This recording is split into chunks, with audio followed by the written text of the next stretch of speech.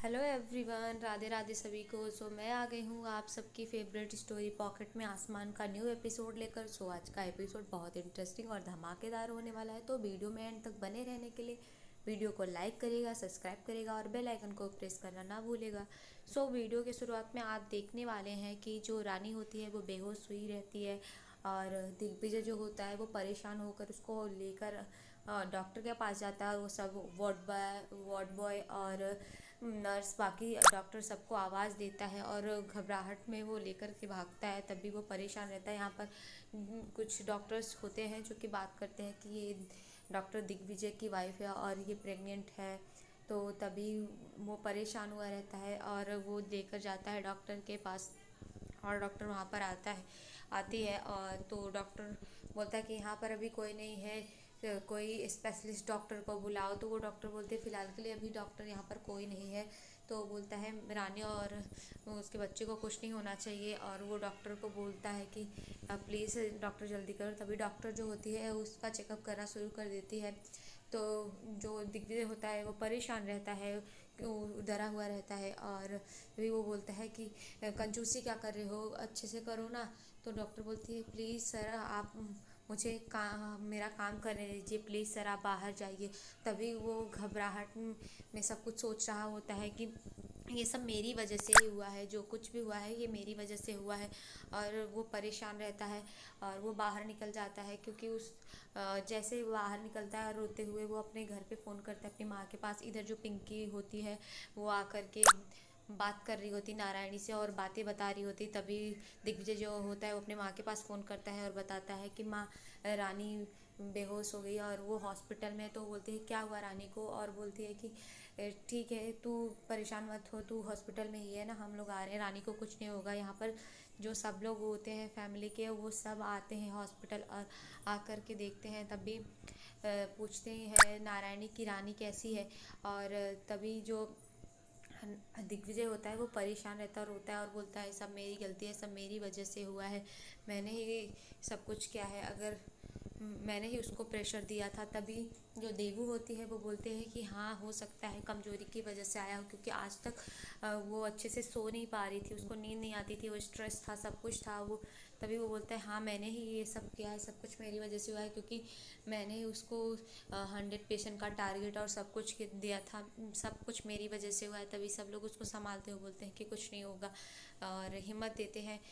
दिग्विजय जो होता है वो परेशान होकर सोचता रहता है। यहाँ जो पिंकी होती है वो बार बार वो बोलती है कि अनीशा तो बोल रही थी कि कोई खबरी लगा के रखे यहाँ हॉस्पिटल में और अभी उसका पता नहीं। तभी वो अनीशा के पास फ़ोन करती है और वो बोलते हैं कि यहाँ रानी हॉस्पिटल में है और मामला बहुत गड़बड़ हुआ है, आज तक मैंने डीजे को नहीं देखा रानी के लिए इतना परेशान होते हुए।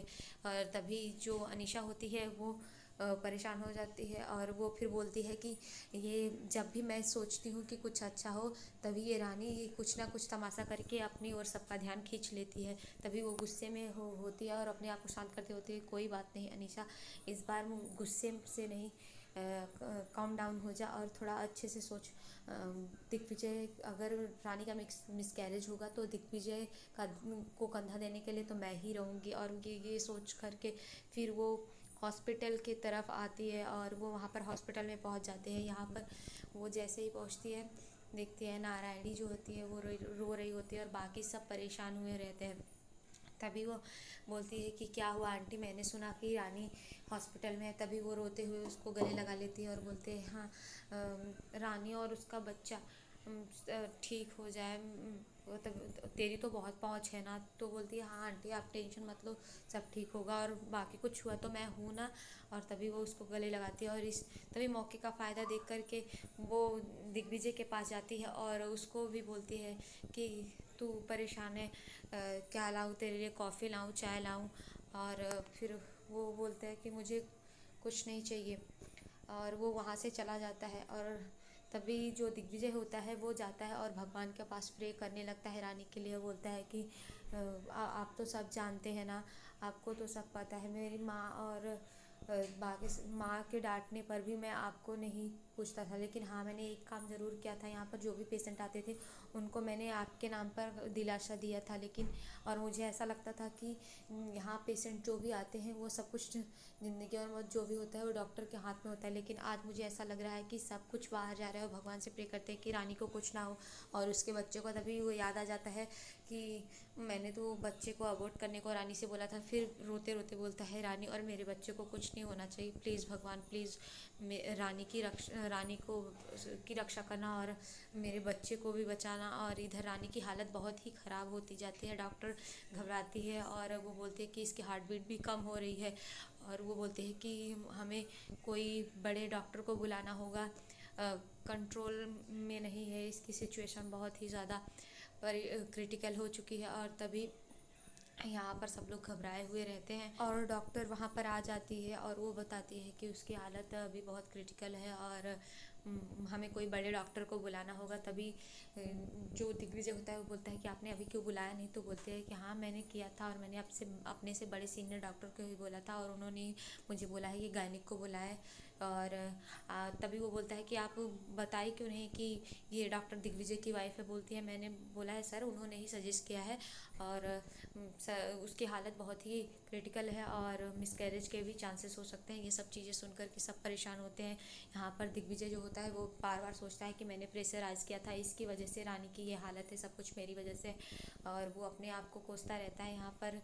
तभी तभी वो देखता है कि डॉक्टर सोहम वहाँ पर आए होते हैं, जो कि रानी का इलाज करने के लिए आए होते हैं। तभी वो देखता है, बोलता है, तू यहाँ भी आ गया, तू मैंने कहा था ना कि तू मेरी और मेरी वाइफ से मेरी वाइफ से दूर रहा कर। तो वो बोलता है कि कम ऑन दिग्विजय यार, मैं यहाँ पर उसके इलाज के लिए आया हूँ। तभी डॉक्टर बोलते हैं कि डॉक्टर दिग्विजय, मैंने ही बोला था और वो डॉक्टर बत्रा ने ही बोला था इनको यहाँ पर भेजने के लिए। तो तभी वो बोलता है कि मैंने तुझे मना किया था ना। और तभी वो जो डॉक्टर सोहम होते हैं वो बोलते हैं कि देख, पुरानी दुश्मनी मत निकाल, अगर तुझे रानी की सच में फ़िक्र है ना तो अभी जो हो रहा है उसको होने दे, ये सब चीज़ें मत कर। फिलहाल के लिए अभी उसकी हेल्थ ज़्यादा ज़रूरी है। और वो जा कर के वहाँ पर चेकअप करने लगता है और तभी वो चेक करता है। तो फिर यहाँ पर जो बाकी सब होते हैं वो घबराए हुए होते हैं, परेशान होते हैं। लेकिन डॉक्टर सोहम जो होते हैं वो सब कुछ कंट्रोल में कर लेते हैं और उसका इलाज करते हैं। और तभी बोलते हैं नर्स को कि जा कर के बाकी इनके परिवार वालों को लेके आओ। और बाकी परिवार वाले तभी अंदर आते हैं। अंदर आने के बाद जो डॉक्टर सोहम होते हैं वो बताते हैं कि अभी के लिए तो रानी और इनका बच्चा ठीक है, सब कुछ सही हो गया है, लेकिन अब इन होने को कुछ भी हो सकता है, इनका मिसकैरेज भी हो सकता है, तो इनका ध्यान रखें। तभी नारायणी बोलते हैं कि अगर ये अच्छे से घर पे रहेगी, खाएगी पिएगी तो सब कुछ ठीक हो जाएगा ना, रानी और उसका बच्चा ठीक होगा। वो बोलते हैं हाँ, लेकिन अब इसको मेंटल और फिजिकल स्ट्रेस की वजह से ये सब हुआ है, तो इसका बहुत ध्यान रखना पड़ेगा। तभी जो दिग्विजय होता है बोलता है कि मैं रानी और मेरे बच्चे का ख्याल रखूँगा। और तभी रानी जो होती है वो होश में आ जाती है और ये सब बातें हो रही होती है। तभी वो सुनती है। तभी डॉक्टर सोहम जो होते हैं बोलते हैं कि अब इनको कॉलेज का वर्क कुछ दिन नहीं करना होगा, इनको घर पे ही पूरा रेस्ट करना होगा। तो आज के एपिसोड में इतना ही फ्रेंड्स। तो नेक्स्ट एपिसोड में देखेंगे कि रानी जो होती है वो इस बात से परेशान हो जाती है कि उसको कॉलेज नहीं जाना है और वो दिग्विजय को बोलती है कि सब कुछ तुम्हारी वजह से हुआ है, तुमने ही ये सब किया है। और वो उसको कोसते हुए नज़र आएगी और दिग्विजय जो है वो भी काफ़ी परेशान होता हो नज़र आएगा और वो भी रोता रहेगा। सो आज के एपिसोड में इतना ही फ्रेंड्स, मिलते हैं आपसे नेक्स्ट एपिसोड में। तब तक के लिए bye bye, Radhe Radhe, take care. और अगर वीडियो पसंद आई हो तो वीडियो को लाइक करेगा, सब्सक्राइब करेगा और बेल आइकन को प्रेस करना ना भूलेगा, ताकि आपको वीडियो से जुड़ी हर इन्फॉर्मेशन मिलती रहे। तो Radhe Radhe, bye bye, take care और आप सब अपना ध्यान रखिए। और वीडियो कैसी लगी आप कमेंट में ज़रूर बताइएगा, ताकि हम और भी ऐसे इंटरेस्टिंग खबरें आपको देते रहें। सो बाय बाय, टेक केयर।